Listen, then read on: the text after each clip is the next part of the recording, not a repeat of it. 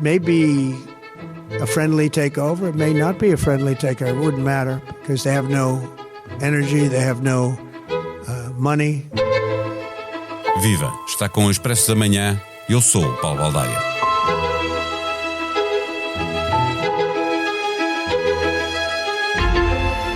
En lo que es una guerra económica contra Cuba. Se dependesse apenas da vontade dos Estados Unidos, o regime castrista nunca teria existido. Mas a relação de dependência começou muito lá atrás com a independência de Cuba. No final da Guerra Hispano-Americana, final do século XIX, Cuba deixou de ser colónia espanhola e ganhou a independência um pouco mais tarde, em 1902, já depois da entrada em vigor da emenda Platt, que dava aos Estados Unidos o direito de intervir na política cubana e manter uma base em Guantánamo. 125 anos depois, ainda lá está. A Revolução Cubana, em 1959, terminou com a dependência em relação aos Estados Unidos, mas acabou por criar uma outra dependência em relação à União Soviética. Por causa das nacionalizações sem compensações financeiras levadas a cabo por Fidel Castro, que ouvimos num dos sons, a América iniciou um embargo que só foi reduzido com Obama e tem agora o seu expoente máximo. A crise dos mísseis e a Baía dos Porcos, no início do regime durante os primeiros anos da década de 60, são episódios que deixaram marca na memória dos norte-americanos. Trump garante que Cuba será o próximo país a cair-lhe nas mãos. O regime vive em iminente colapso e nunca esteve tão perto do fim. Conseguirá Trump a vitória que os republicanos precisam para ganhar as eleições intercalares de novembro? Como será a queda de Cuba? À procura de respostas, conversamos com o editor de Internacional do Expresso, Pedro Cordeiro.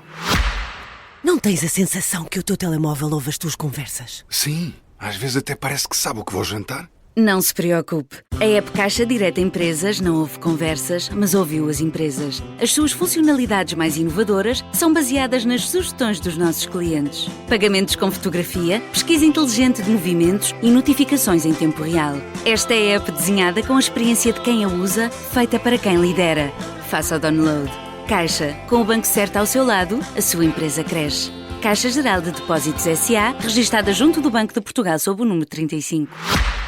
Viva Pedro Cordeiro. Quando ouvimos Trump a dizer ao regime cubano que cairá e haverá uma tomada de poder, amigável ou não, estamos a ouvir o mesmo que ouvimos quando ele preparou uma intervenção na Venezuela, até porque também está a preparar acusações criminais da justiça norte-americana contra dirigentes cubanos.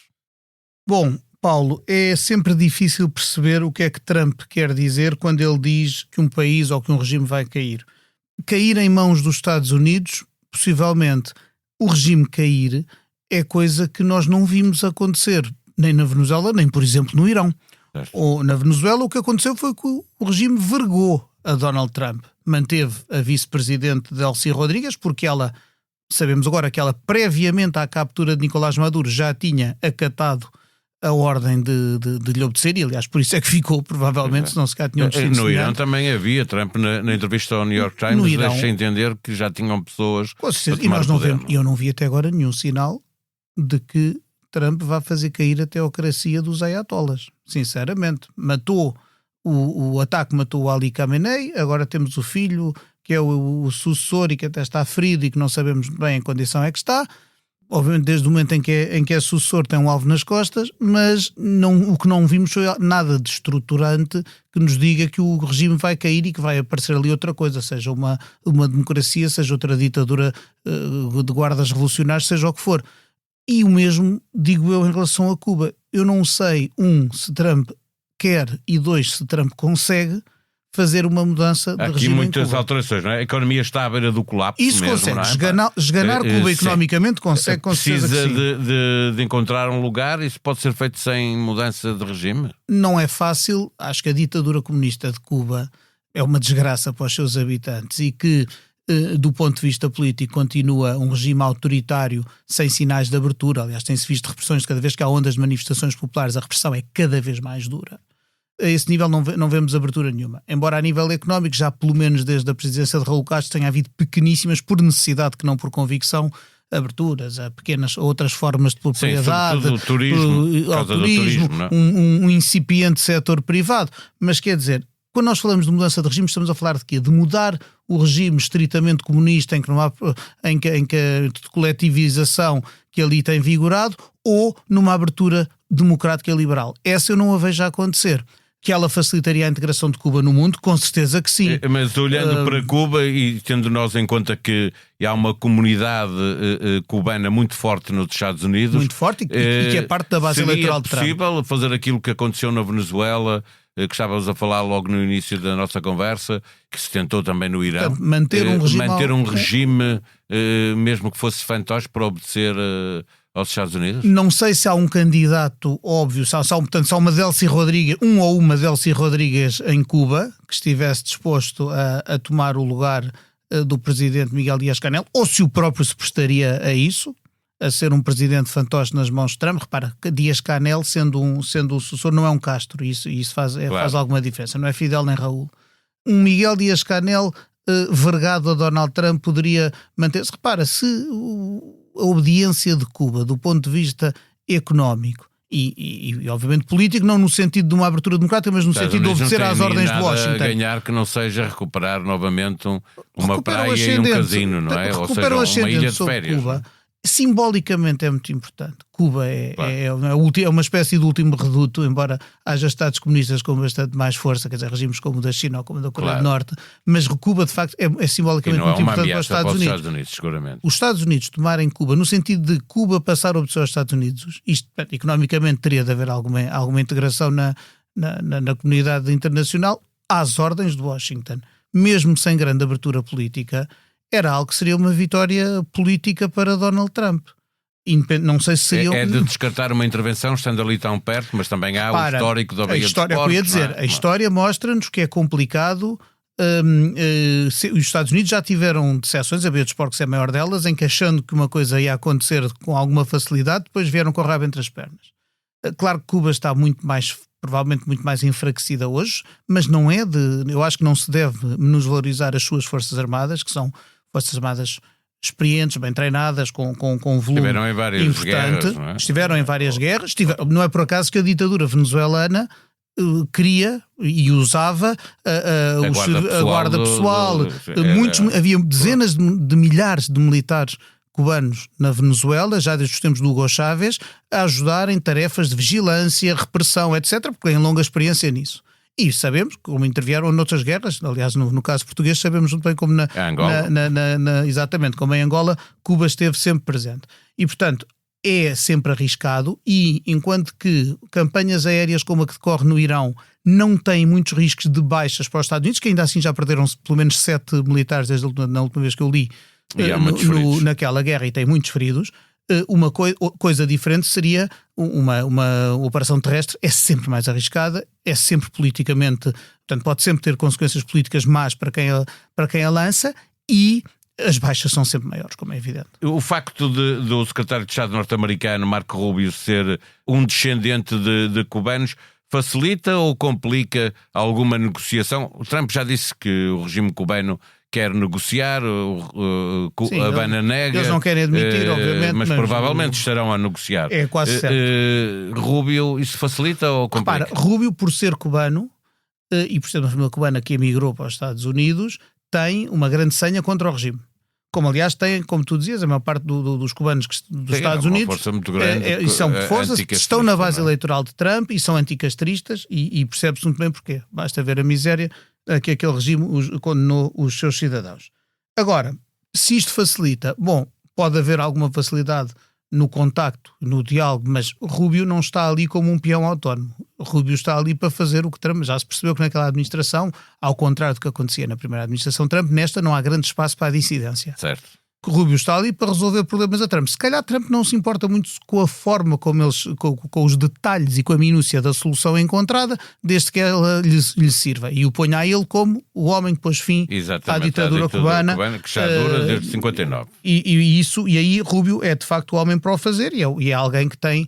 Além disso, Rubio não é nenhum impreparado. Rubio é um homem com conhecimento, é um homem com experiência política, diplomática e com pensamento diplomática. Aliás, nos últimos meses parece estar a ser a linha dele mais intervencionista a cair no goto de Trump do que, por exemplo, o vice-presidente J.D. Vance, que era mais isolacionista, mais America First. Pronto, tudo isto tem, obviamente, riscos também junto ao eleitorado de Trump, uma grande fatia do qual não percebe estas guerras fora de portas e preferia uma concentração nos problemas domésticos. Problemas caseiros. Olhando ainda para Cuba, nós, o histórico desde 1959, já vimos acontecer várias vezes manifestações, mas não um levantamento para fazer cair o regime. Trump está sempre à espera que a pressão leve a que as populações tomem conta da ocorrência. É verdade, mas as populações nem sempre podem, conseguem ou querem nos termos de Trump. Por exemplo, nós temos na Venezuela muita gente que quer, e aliás votaram já várias vezes. O que acontece é que houve fraude eleitoral. Nas últimas eleições em 24 votaram em massa contra Nicolás Maduro e a favor do candidato da oposição, que era Edmundo González. Saíram à rua N vezes, mas o que acontece é que a ditadura venezuelana nunca deixou de ter a tropa, nem a tropa se partiu ao meio. Portanto, sem cisões nas Forças Armadas é muito difícil uma ditadura cair. Então, se houver uma intervenção externa que queira, de facto, fazer com que essa ditadura caia. No Irão também ouvimos Trump a exortar os iranianos a irem para a rua. Mas a máquina repressiva iraniana é fortíssima, como se tem visto nos últimos anos, e não é por falta das pessoas irem à rua. As pessoas têm ido à rua. Uma coisa são manifestações na rua, outra coisa é derrubar um regime. Um regime armado até aos dentes. Como é o caso da Guarda Revolucionária e as milícias bazis do Irão, são coisas ferocíssimas e perigosíssimas. E a população, por mais que tente, tem dificuldade. Em Cuba também temos um regime com uma capacidade repressiva gigante e uma população que está esfomeada, que está depauperada e em grande parte também desmoralizada. Não quer isto dizer... Ou seja, muitos verão com bons olhos qualquer coisa que venha de fora e que mande embora os castristas. Não sei se gostam do que virá, ou se não se desiludirão os que acharem que vem aí a liberdade e a democracia, porque não me parece que seja por aí que Trump vai. Trump quer. Para fecharmos a nossa conversa, o presidente norte-americano apresenta os problemas humanitários que se vivem em Cuba como razão para intervir. Acrescenta que isso é consequência da Venezuela ter deixado de ajudar a economia cubana. É verdade, Cuba foi perdendo os amigos, não é? Primeiro a União Soviética, depois a Venezuela, vários que quiseram ajudar. Recentemente o próprio México também deixou de ajudar com o petróleo. Com o petróleo, por causa de sanções, de ameaças de sanções de Trump. E criou ele próprio a justificação para colocar um governo amigo em Claro, esganar. Ou seja, em Cuba já ninguém vivia bem antes do Trump. Claro. Mas ninguém vivia bem antes do Trump. E o embarque também começou em 1960, não é? O John Kennedy, que hoje os antitrampistas veriam como um presidente maravilhoso e tal, foi quem começou com o embarque. Exato. E tirando Obama, tirando Barack Obama, com uma suave início de normalização de relações que depois Trump reverteu no primeiro mandato, nenhum presidente dos Estados Unidos quis ser amigo do regime cubano, de maneira nenhuma. Agora, as pessoas estavam de facto mal. O regime comunista cubano levou as pessoas à pobreza e à fome, e claro está que agora este aperto de torniquete de Trump, o fim da borla venezuelana, que era, portanto, o petróleo versus ajuda na repressão, e agora estes últimos embarques que fecham as torneiras que restavam a Cuba para obter combustível, com certeza que são quase um golpe de misericórdia, não é? E sim, neste momento é muito difícil o regime cubano aguentar-se porque, portanto, o torniquete económico está completamente apertado. Usar a causa razões humanitárias para intervir é de um cinismo atroz, como é evidente, mas Trump, o que eu diria é que Trump foi eficaz em conseguir criar em Cuba as condições de enfraquecimento do país que desejava para atacar no momento que mais lhe convém.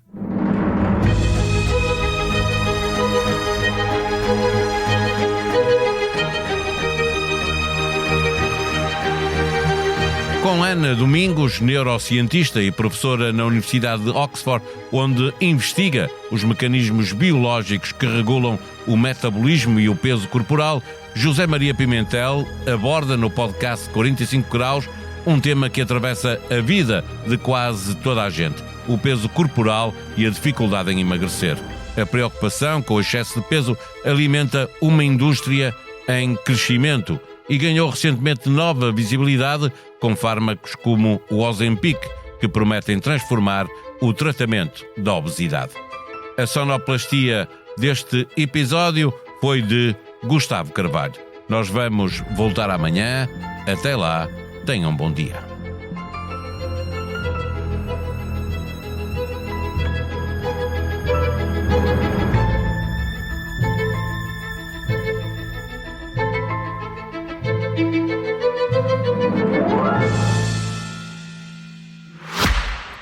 tens a sensação que o teu telemóvel ouve as tuas conversas? Sim, às vezes até parece que sabe o que vou jantar. Não se preocupe. A app Caixa Direta Empresas não ouve conversas, mas ouviu as empresas. As suas funcionalidades mais inovadoras são baseadas nas sugestões dos nossos clientes. Pagamentos com fotografia, pesquisa inteligente de movimentos e notificações em tempo real. Esta é a app desenhada com a experiência de quem a usa, feita para quem lidera.